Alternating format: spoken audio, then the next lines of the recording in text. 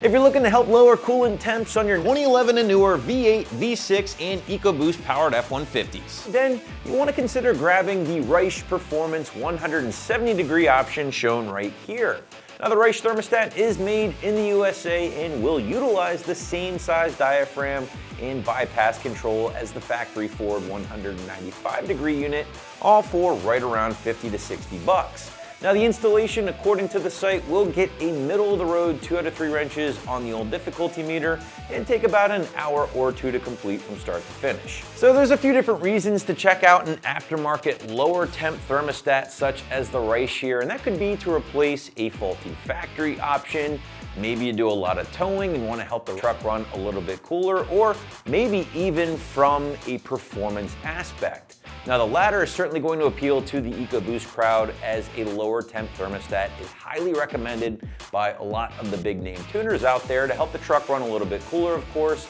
in addition to preventing any detonation when boost and timing have both been increased. Which does lead me to my next point, and it is pretty important, so listen up here, guys, and that is, in order to take full advantage of the lower temperature thermostat from Raish, using a tune or a programmer to lower the temperature in which your factory fans kick on is going to be highly recommended, but again, not necessarily required. That's just simply because Raish does recommend using both in harmony here to help the truck operate at a lower coolant temperature. Now, Raish does claim going with the 170-degree unit here will help the truck warm up a little bit quicker and will offer better cold weather performance when compared to other aftermarket options that might even utilize a lower opening temp, such as 160 degrees per se. Now, Raish also stands behind their design by backing all of their products with a 5-year warranty against any premature issues or premature failures. Now, installing the thermostat will differ depending on your engine, so therefore the site is just going to call this one